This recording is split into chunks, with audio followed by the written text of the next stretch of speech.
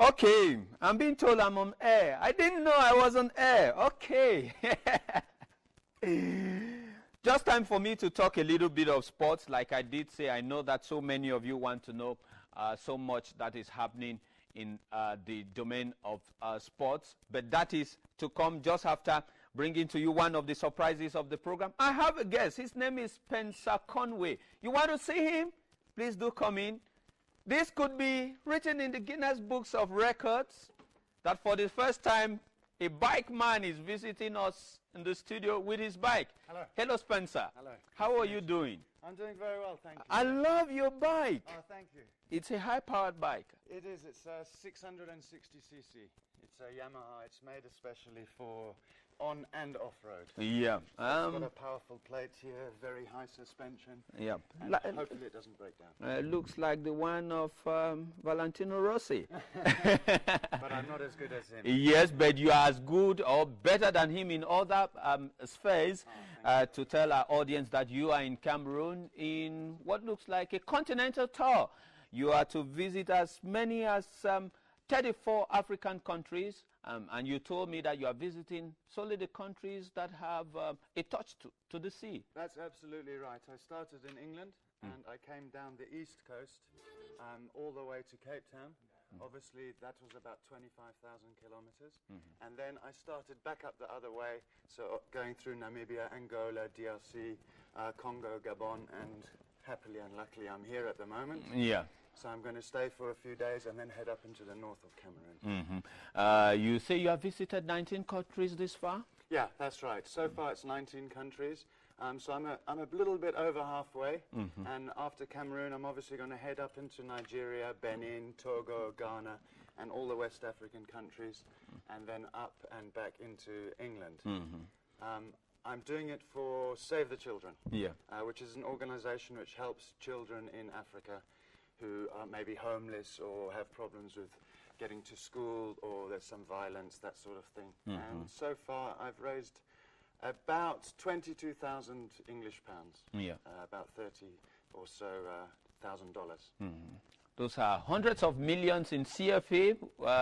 If you were to give us that money, it's going to solve so many problems here. Yeah, but of course, it's you are not doing it exclusively for the underprivileged here in Cameroon. It's for the entire world. That's right. Tell me, you also say you also doing a program? Yeah, absolutely. I have a Discovery Channel. Yeah, that's right. And Diesel Films are going to film it for me. They meet me in certain countries and they film. And when they're not filming, I don't know if you can see here. Yeah. I have a camera, and I also have a camera on the front of the bike here with a little hole there. So yes, I'm making a program about it and writing a book. But what I want to do is I want to create a positive image to Africa. I'm a bit tired of the press like to pick up on negative things. You know, war, famine throughout the world when there's natural disasters. So I'm hoping my program and my book will show Africa in a positive light. All the amazing people that have helped me along the way, and the incredible landscape. If I could know exactly where from my monitor, I could actually see where you have gone through. Perhaps, Joseph, we see him in his outfit. It tells how you've gone through the rough and tumble of the continent. Yeah, right? I do apologize for turning up like this, but I went through some very, very difficult I love it this way. You know, you look very different from me. So you don't think I should have washed it? Yeah, no, it has been, some places have been extremely difficult, and in fact I had 3 tumbles in one day on a particularly bad road in DRC. It was pouring with rain. But there were a lot of people stuck in trucks also. So when I fell over, it's a very heavy bike. And when you're tired, it's difficult. But I've had a lot of help from a lot of people. And I'm hopefully going to make it through. It's been 7 months so far. I'm expecting probably another 4 months. And I'll be within my destination and hopefully raise some more money. I know many people will be asking the question, have you been doing this solely on the bike, or there have been moments when you've been forced to get a flight? I have done everything on the bike.